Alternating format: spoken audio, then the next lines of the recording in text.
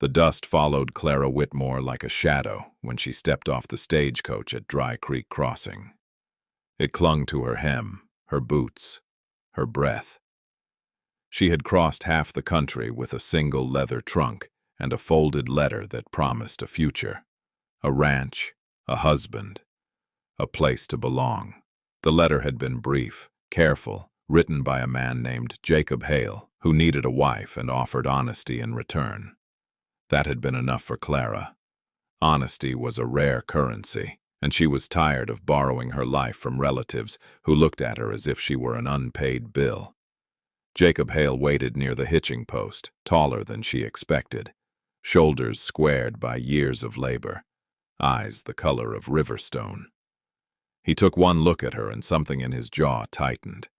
Clara felt it immediately, the way one feels a storm before the first drop falls. She smiled anyway, smoothing her gloves, stepping forward with the courage she'd practiced all the way west. "You're Mr. Hale?" she asked. He nodded once, not offering his hand. "You're Miss Whitmore." "Clara," she said, because names should be offered like peace. He glanced past her, as if hoping another woman might emerge from the coach. The driver cleared his throat. Jacob finally spoke, his voice low and steady. "I was clear in my letter. I need someone sturdy. Ranch life isn't gentle." "I am sturdy," Clara said. She lifted her chin. "I can cook, sew, keep accounts. And I don't faint at the sight of blood." His eyes flicked to her hands. Too soft, he must have thought. He exhaled slowly. "I shouldn't have written. It was a mistake." The words landed like a door slamming shut. Clara felt heat rise to her face, but she held herself together. "I've come a long way." "I'll pay for a room at Mrs. Calder's boarding house," he said, "and a ticket east if you want it." Rejection is a strange thing. It can hollow you out, or it can harden you. Clara felt something firm take shape inside her chest. "I don't want a ticket," she said. "I want work." Jacob hesitated, conflict skimming his features. "There's a schoolhouse that needs a teacher. Temporary." "I'll take it," she said at once. He nodded as if relieved to be done. "Then, good luck." As he walked away, Clara watched his back retreat into the afternoon glare. The letter in her pocket felt heavier than before. She unfolded it later that night in the boarding house room, reading the careful lines again. The man who had written them hadn't vanished. He had simply closed himself off.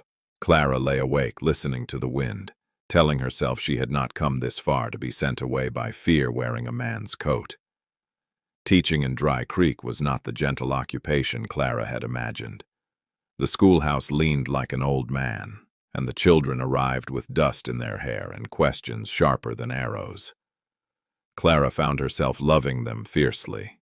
She learned which ones needed patience and which needed a firm word, and she stayed late mending books and sweeping floors. On Sundays, she walked past Jacob Hale's ranch on her way to church, her steps steady, her head high. Jacob noticed. He noticed more than he wanted to. He noticed how the children followed her like ducklings, how she spoke to them as if their thoughts mattered. He noticed the way she didn't look at him, didn't plead, didn't accuse. It unsettled him more than anger would have. He had his reasons, though he told no one. Years ago, he had buried a wife and a child in the same winter, both taken by fever. He had learned then that hope could kill as surely as disease. Writing for a mail-order bride had been a moment of weakness, a lonely night answered by ink. Seeing Clara had felt like standing on a riverbank again, knowing how easily one could be swept away.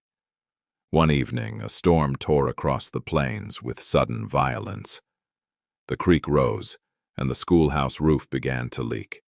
Clara stayed late to secure the windows, but the water climbed faster than she expected. Jacob saw the light still burning as he rode past and turned back, swearing under his breath. He found her ankle-deep in water, struggling to move a desk. "Are you trying to drown?" he snapped. She looked up, startled, then relieved. I thought I could manage. Together they worked, hauling books to higher shelves, boarding the door.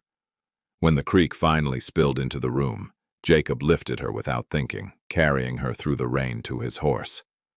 Her breath came fast against his shoulder, warm and alive. At the ranch, he wrapped her in a blanket and set her by the fire. She stared into the flames, cheeks flushed, hair loose from its pins. "You didn't have to help," she said quietly. "Yes," he replied. "I did." The words surprised him as much as her. Silence settled between them, thick but not uncomfortable. She told him about the children, about her mother's recipes, about the way the plains made her feel both small and free.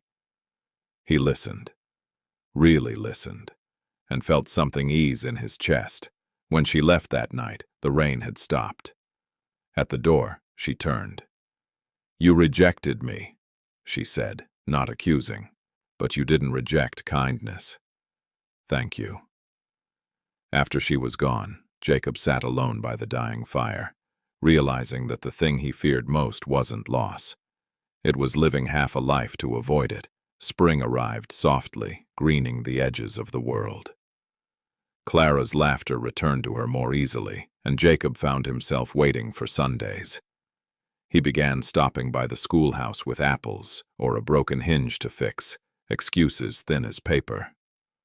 The children watched him with wide grins, already certain of the ending. One afternoon, Clara found him repairing the fence near the creek. She handed him a canteen, their fingers brushing. This time, neither pulled away. "I received another letter," she said, "from a man in Kansas City. He offers a shop, steady income." Jacob's heart thudded. "What will you do?" "I wanted to tell you first," she said, "because honesty matters." He wiped his hands on his trousers, words tangling in his throat. "I was wrong," he said finally. "Not about the work being hard. About thinking I could live without risking anything." She waited, eyes gentle but unwavering. "I rejected you because I was afraid," he continued. "Afraid to want, afraid to lose. If you leave, I'll understand. But if you stay because you choose me, not because you need a place." Clara smiled, slow and bright as dawn. "I never needed a place," she said. "I needed a partner." He took her hand, this time openly. The creek murmured beside them, carrying the memory of storms past. When he kissed her, it was careful at first, then sure. The world did not end. It widened. They married that summer under a cottonwood tree, the children scattering petals and laughing. Clara kept the schoolhouse and helped with the ranch, and Jacob learned that love did not steal what you had. It multiplied it. Sometimes at dusk, he would watch her walking across the fields, dust curling at her heels, and marvel at the mercy of second chances.